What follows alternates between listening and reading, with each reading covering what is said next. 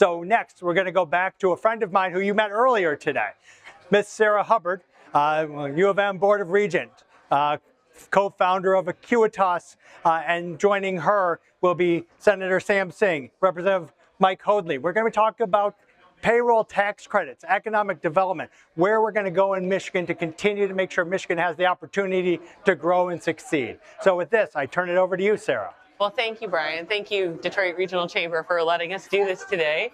Sam, it's good to see you again. Good to see you. Representative Hoadley, good to see you again, too. And Likewise. It's my pleasure to moderate this bipartisan panel. As he mentioned, I'm an elected official, too, as a Republican, but I love working across the aisle with my Democrat friends on the Board of Regents, and it's delighted to see you both here together today. So, Sam, let's start with you. Tell me, what are we working on with the payroll tax credit? Well, you know, one of the things that we had in the state of Michigan in my previous life when I was in the state house was a payroll tax credit that Governor Snyder pushed called Good Jobs. And I thought it was a great program because what it does is it incentivizes the job creation. And you only get money from the state if the job actually is created, and then you get the money that follows it versus other tax credits where you sometimes get the money up front, and if the jobs don't get created, then you claw it back. And so, unfortunately, that had a sunset on it, and the Republican Senate did not put it back up for a vote before I got back to the legislature. So one of the first things I did when I came back was like, we got to bring this back, because it was a great tool, something that I was able to do as the Democratic leader at the time, across the aisle, work with Governor Snyder to do that. And so we have our own version that we've introduced now for 2 sessions. But right now, Michigan, unfortunately, doesn't have that tool. All the states around us have a tool that is similar to that. And so we're at a competitive disadvantage. Great. And Mike, do you have thoughts on that? Yeah, I mean, to piggyback on what the senator was saying, you know, this is a performance-driven job creation incentive. You create the job, then you get the incentive. You know, both of our complementing packages are very similar in that regard. We did take a little bit different approach as to what the qualifications for that were going to be for the size of the business and what type of industries we were going to allow to capitalize on that. But again, create the job, get the incentive, and it's been a real pleasure to work with Sam. He's got, you know, the institutional knowledge working with Governor Snyder through this, and both of our plans have kind of taken that initial Good Jobs plan of Governor Snyder's and then expanded on that. You know, my version expands that to include small businesses from the very first job created right on up to the largest corporations. And Sam's done a lot of work on that. I think his has been more geared towards specific industries that we want the emerging industries to come into the state of Michigan. So he's done a lot of work on that. But again, I think, you know, you just had the bipartisan panel here, and it's been really good working with somebody that understands this. And myself, being a business owner for over 20 years, and a small business owner at that, I understand that, you know, one of the best ways to attract new businesses to the state is going to be reflected in how we treat our existing businesses. Yeah, that's great. Well, and you've got, you know, 2,000 of the most influential leaders around the state here in one place. You know, have you been able to have discussions with business leaders and others about how we move this forward and get it done? Yeah, I mean, this is the number one thing I get bumped into with, especially economic development people at the county level that are looking at having these tools, and that's the one thing that they want to see us get done this year is can we get this done? I know there's some other tools that we're looking at, whether it's transformational brownfield. There's a brownfield program that's within the department at Eagle that we're trying to modernize as well. So I think there are some 3 to 4 big ideas around economic development that we can get done. It'll set ourselves up, especially with a new governor and new legislature coming here in January. We'll really give them the tools to hit the ground running versus having them have to start it all over again in January. Mm-hmm. And how about you in the House? And how can we get this done over there? Well, I think bipartisan, right? We've got a good partner in the Senate. We've got a good package in the House. And again, to piggyback on what the senator was saying, is this is just one aspect of what we need to be looking at for economic development and competitiveness in the state of Michigan. You know, and I look at Michigan, right? We've got 900,000 small businesses across the state. And I think when we've looked at economic development, particularly job creation, we're always swinging for the fences, right? We want that company to create 1,000 jobs, 2,000 jobs. I look at it a little bit differently as to we can do it one job at a time if we need to, and obviously we do need to. You look at if 900,000 businesses, if 10% of those created one job, that's a significant impact on job growth for this state.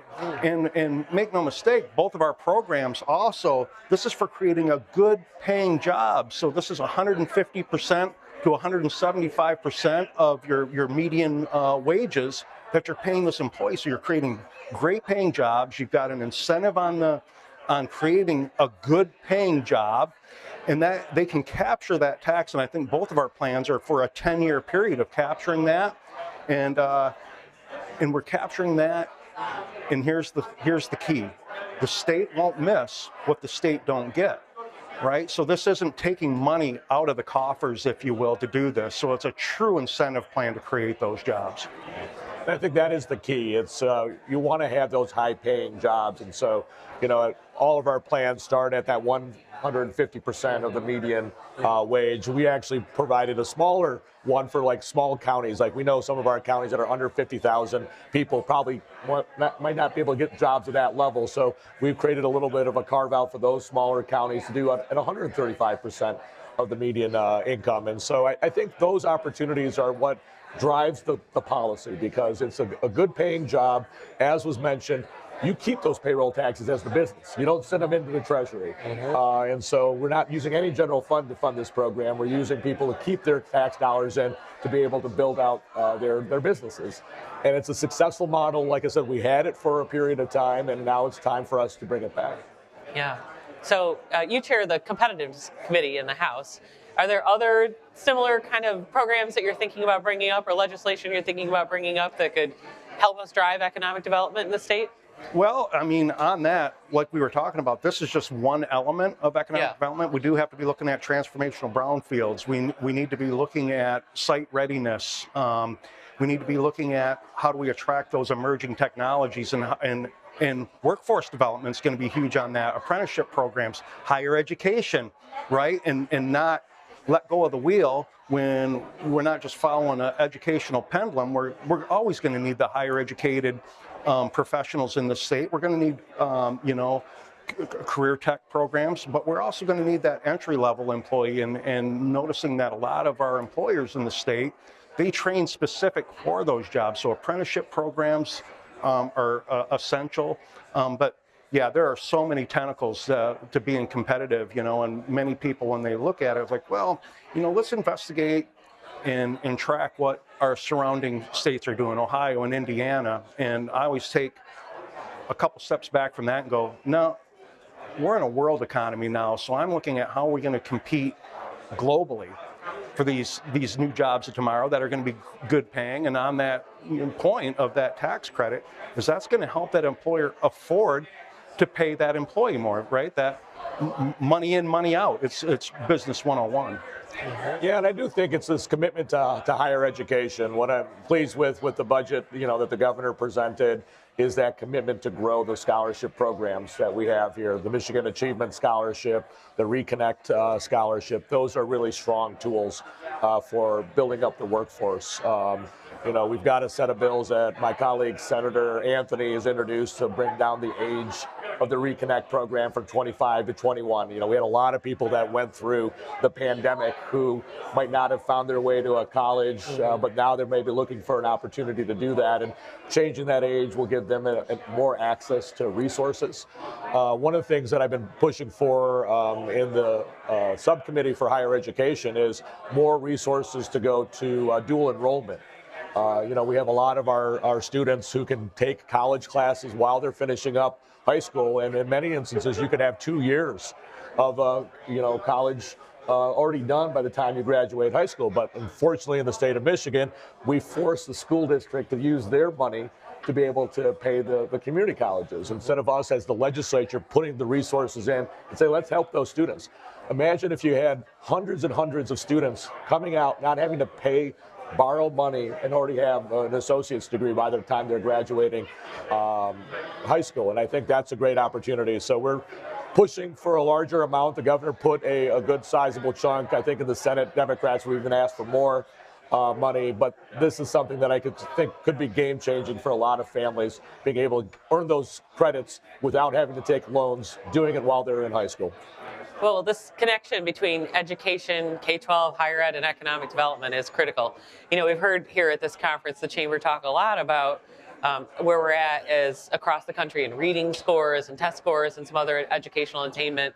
And I'm sure you both agree that that connection is really important for economic development. Just wondered if you had any thoughts on that too, how we make sure we get both going. Yeah, well, I mean, first and foremost, my daughter took advantage of the dual enrollment program, and you've seen in this term, we've also expanded that to include career tech certificates, you know, so we're moving in the right direction. There's a lot of work to be done, but we got to bring people to the table, you know. I think, you know, Sam's been working on the job creation piece for several years. I've been working on it in the legislature for almost 2 years and bringing people to the table and getting that input and not just cowboying up when it comes to dropping legislation. Mm-hmm. Yeah. Yeah, so I guess what's missing right now? What is it going to take to really get this across the line? Well, I think we have to focus on policy. You know, right now we've got the next couple of weeks that will focus on the budget, but you know, I do believe we have to be looking at policy. There's a lot of good policy that unfortunately has been bottled up in both chambers, and there's a point in time where we have to reach across the aisle and say, yes, we're going to get these House bills done, these Senate bills done. And, you know, I think unfortunately sometimes the Speaker and I disagree with his philosophy of wanting to have like a limited number of bills. Like he was very proud of the limited number of bills that were signed by the governor last year. But we have all this pent up energy of things that we need to get done as a state, and if we don't address those issues, they have to be done. You know, Rep. Hoadley and I have been working on this. I think we're pretty close to the compromise. We just need to put it up on the board. I think it passes. And so I think we need to have those types of conversations as soon as this budget is done. And I think the budget will get done on time. So I think we can go right into policy in those last few weeks. Well, that's music to my ears, you know, for our listening public out there, getting the budget done on time. What does that mean to you? Before the 4th of July, basically? Yeah, before the 4th of July, you know, I'm hopeful that, you know, maybe even the week before July 1st that we can have a budget that's ready to get done. Did everybody hear that? Listen, the week before the 4th of July, we're going to have the budget done. I believe we can get that done if everybody gets in the room, is serious, and wants to get it done. You know, the good thing Mike, about do you want to get the budget done then? I absolutely want to get it done, and I think the senator and I agree on that. I think we are going to get this done on time by the 1st of July. I think the appetite's there, and you know, circling back to the original question of how are we going to get this across the finish line, as Sam and I continue to work together. I think between the two bills we can mesh those, and I think the business community has been sitting in the wings waiting. You know, we brought both of our offices have been bringing stakeholders in constantly, from the smallest of businesses to the largest corporation, the big three, and how do we make this fit for their employment needs, right? So yeah, I'm confident we're going to get that budget done, and then when that oxygen returns to the room, I think we can get some policy things done, and I think with Sam and I, we can mesh this out. Probably on the job creation, maybe lean more a little towards my end of that, but we'll find out. We'll find out, won't we? Well, that's great. Like, I'm going to start making my summer plans in beautiful northern Michigan, right? So we can not have to be in Lansing at the Capitol every day.